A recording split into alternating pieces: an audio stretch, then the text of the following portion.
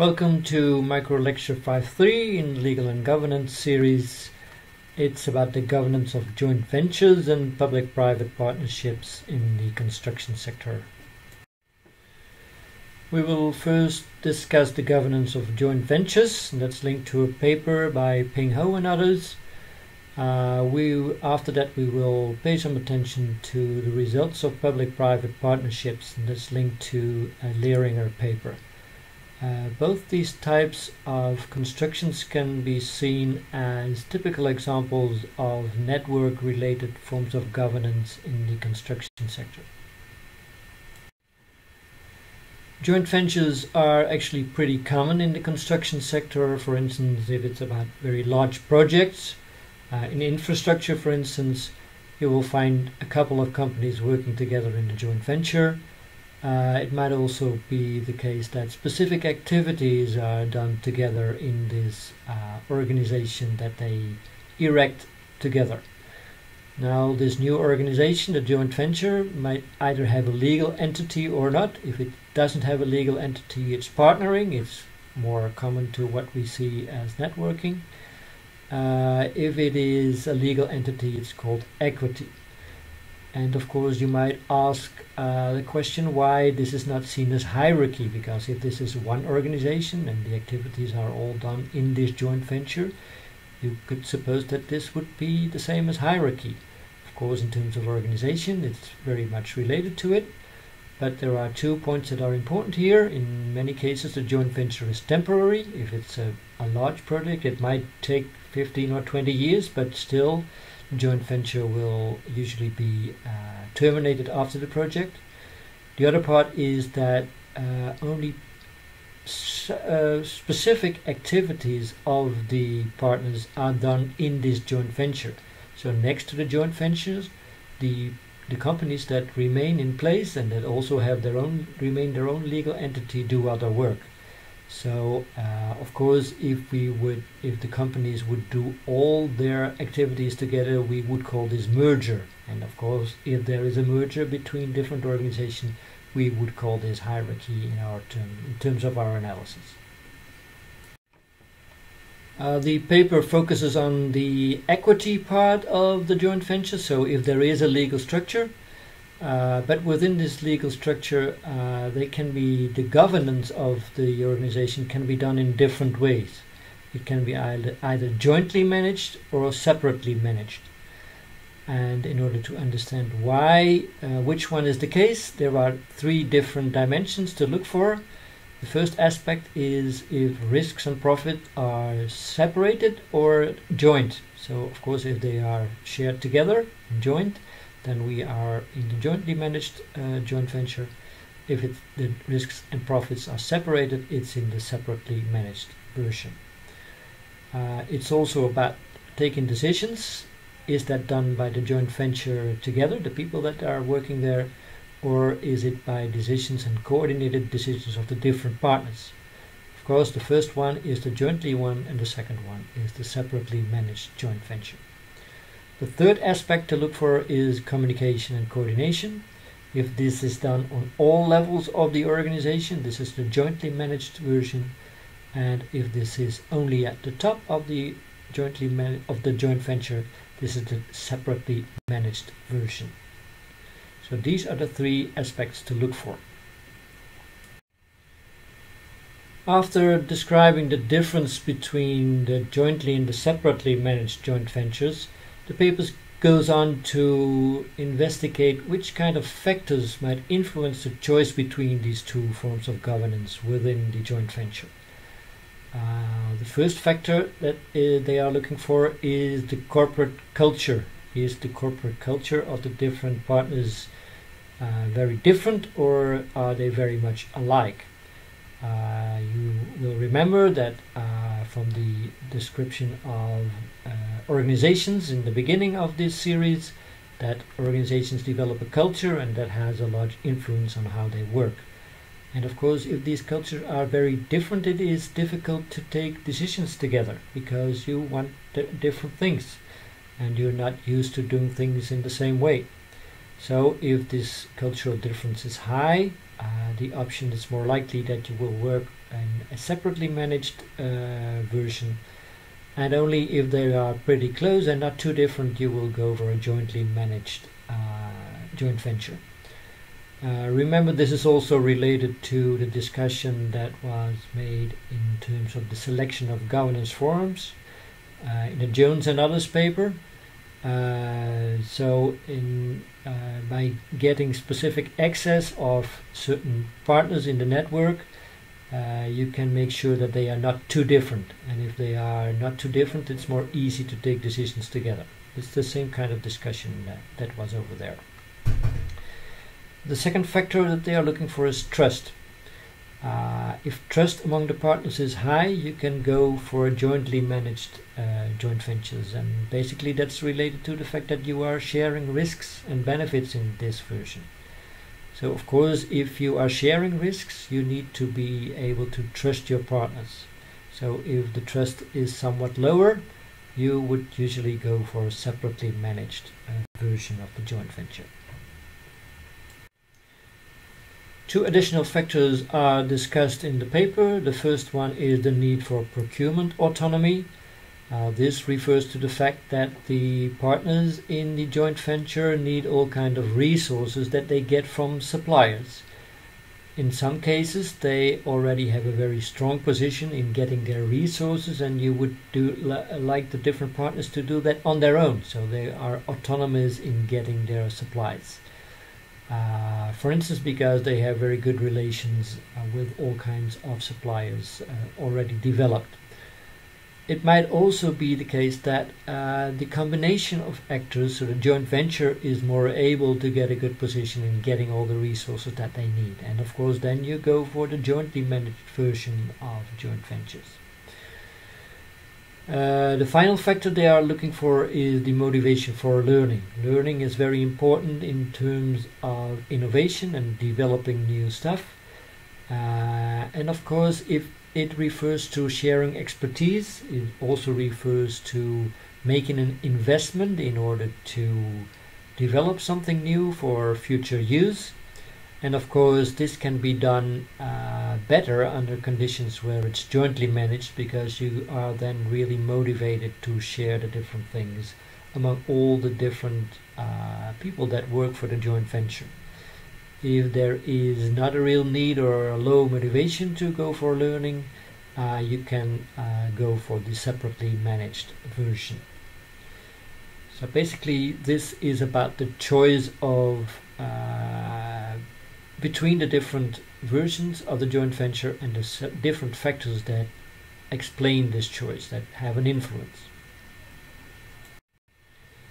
The joint ventures that were discussed in the previous paper are usually between private partners, so between businesses, but in some cases of course public organizations are also involved, for instance local governments, but also governmental departments. If this is the case, we call them public-private partnerships. There's a paper by Leringer discussing that, and we will get into that. Of course, some of the legal aspects are also discussed in one of the legal sessions about public-private partnerships. We will focus on the governance aspects, of course. What do we think? What do we understand by public-private partnerships? It's usually public sector contracts where certain services, including for instance the construction and maintenance, come from the private sector. So a public partner is involved and it doesn't do all the work, but there are private partners that are involved in doing that. And these activities, these services, they can range from design, finance, building, so actually constructing it, owning, so the ownership of the building that is being built, the operation of the building, but also the maintenance and the management of it. And there can be all kinds of combinations of these, so you will find all kinds of combinations of the separate elements that are mentioned here that can form, that can be the content of the public-private partnership. The basic assumption behind all this is that using private resources, including know-how, expertise, can be used to make the whole process more efficient and also reduce the risks that are involved. We all know that contracting and building involves many risks, particularly if it's about long-term projects, for instance in infrastructure, and so risk reduction might be also a reason to involve private partners in the development of these large projects. One of the assumptions behind all this, as it is presented in the paper, is that an increase in efficiency and innovation might compensate for more expensive private money. So usually it is the case that public organizations can lend money at a better rate than private companies. So if you would use private money, that would basically be more expensive, but it might be compensated by an increase in efficiency, and the result of innovations make it less costly. Of course, this starts from the assumption that private money is used. We also see in practice combinations of activities where the finance is done by the public partner and many of the other activities are done by the private partner. So it's not necessarily the case that private money is used. Sometimes, actually in many cases, public money is used as well. Now, in theory, there are a couple of reasons why it would be a good idea to work together in public-private partnerships. And what the paper does, it investigates a number of claims of why this would be a good idea. It investigates whether these come true in practice or not. So if these are substantiated in the results that we see. Now, the first claim of working together in public-private partnerships is the idea of design freedom. If the public client stays in the shadows or does not do a lot of work, it might create room for creative innovations in the design of the facility that we are looking for. For instance, we can look at an example that we have in the city of Enschede. There was a speed skating ring that was developed under a public-private partnership where it was a combination of design, build and operate. So the finance was done by public organizations, but the design and the development and the construction, but also the maintenance or the operation, I should say, of the speed skating ring was given to one company for 20 years. Now we can see that there was some room for innovative solutions. For instance, the fact that there was a full roof over the speed skating ring was the result of the fact that there was design freedom here. But what we see in practice also, that of course the public organization does have specific ideas of what should be done in this speed skating ring. And of course when they get to the contract, they have to specify the output. And of course, if these output specifications are very extensive, they limit the design freedom. What is also the case is that all kinds of regulations and all kinds of standards that partners use in the process and the codes of practice that we have already discussing in the construction sector, they of course remain intact. So the building still has to fulfill all kinds of regulations that are present, for instance, for a speed skating ring that we see in the example.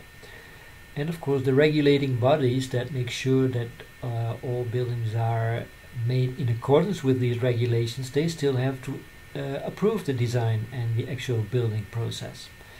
So it's absolutely not the case that this design freedom is unlimited. It always remains within the conditions that are there in general and that have to be met always.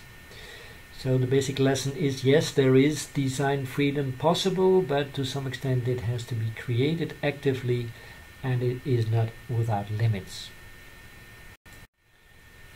The second claim for public-private partnerships is that it opens room for collaboration between design, contractor or building phase and the operation phase. And of course this is basically the same as the motivation that we discussed previously for networking or doing things within one company, so going for hierarchy.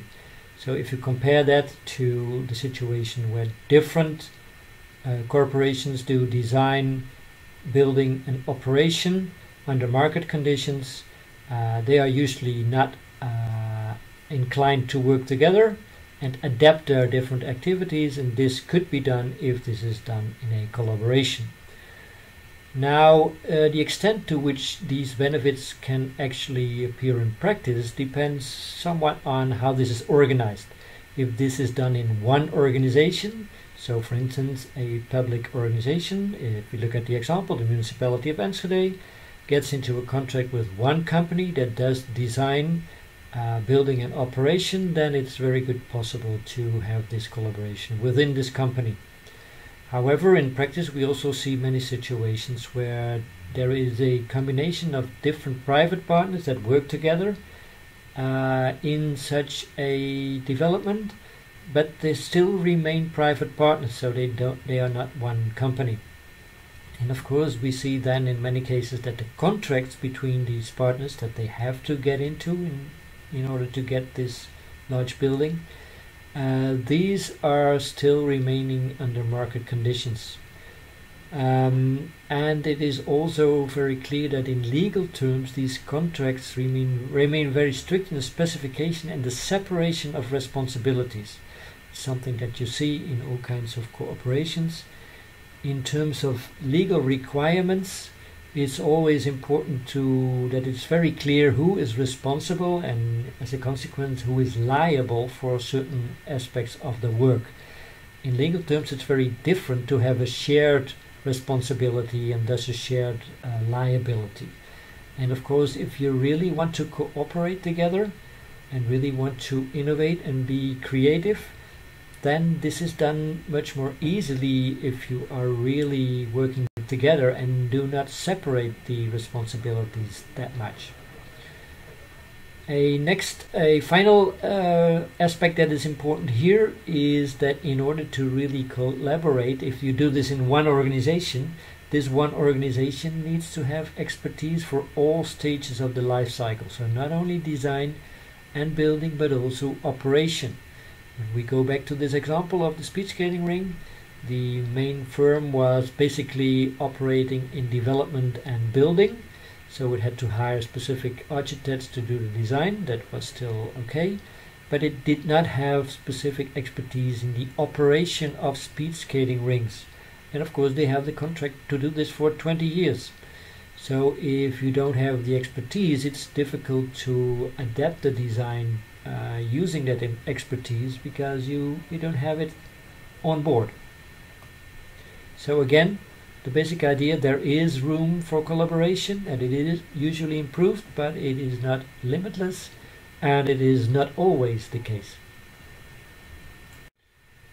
A next reason for public-private partnerships is the idea that risks can be transferred to the party that's able to control the risk and also faces the severity of the consequences, and that is usually the private partner, or at least that would be the case. Usually public partners are not very knowledgeable on how to reduce risk, and of course again, building in the construction sector and also particularly if you are looking for infrastructure is a risky business, and therefore it is an important issue. What we see in practice is that risk cannot always be reduced. For instance, in building roads and other parts of large infrastructure, we see that large problems may evolve during the development of the project. And we also see that sometimes the private partners that have taken the risk upon them are getting into large problems because of this, and they might even face bankruptcy. This is also related to the innovations that might be needed to reduce the risk or the impact of risk. And this innovation itself is also a risky business because you're not always certain in advance that things will work. A final limitation to this issue is the fact that if an actor feels that the risk has been imposed on him, he might not be too willing to reduce the risk for the sake of the client. So for instance, if you can only opt for getting a job in the construction of a major road, and you can only do that if all the risk is on you, and this is your business, you still feel that you have to take the risk. But of course, this is not beneficial in terms of collaborative work with the one who is putting this risk on you. If we look at the example of the speed skating ring, the risk of the operation of the ring is of course transferred from the municipality to the company that is operating it. Of course, from the perspective of the municipality, that's a good idea, because usually and also in practice we see that the operation of speed skating rings is not profitable in the Netherlands. So of course this risk is not anymore on the shoulders of the municipality, but it is on the shoulders of the company that does the operation. And in fact, in practice, they have been having large deficits over the years that it has been in operation. So this is not very beneficial in terms of the relations between the different partners. The final claim that is discussed in the paper is that prolonged responsibility induces a willingness to invest in quality.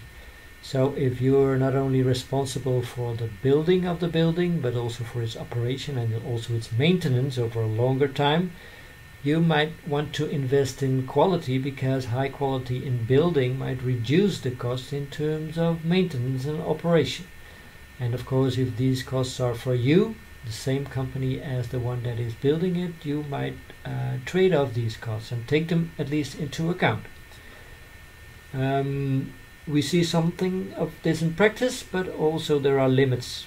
For instance, despite the fact that you have the responsibility for the long term, there is some short-term bias possible.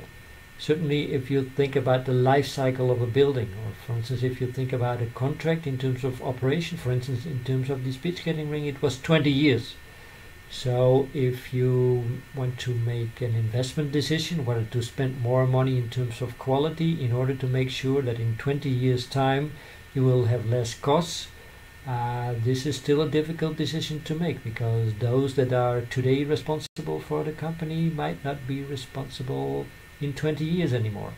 So also in terms of the operating of a company, there will usually be some short-term bias in terms of making decisions. The other point that is relevant here is also that you need, in order to make this decision, you need expertise in all stages of the building. So not only in design and building, in construction, but also in operation. So of course, if you have little expertise in operating a speed skating ring, it is difficult to see in advance when you are building it or designing it even, what would be good decisions in terms to optimize the operation in practice. So in conclusion, the paper discusses a number of claims in terms of the benefits of partnerships, the public-private partnerships. Some of these benefits do appear in practice, but it's important to understand that they do not come automatically, and they will not always appear in practice. Sometimes they really have to be organized in order to appear. So that's it. In this micro lecture we discussed the governance of joint ventures and the factors that have an influence on the choice between the different governance forms. And we also had a discussion on public-private partnerships and the benefits that are expected from them, and whether they appear in practice or not.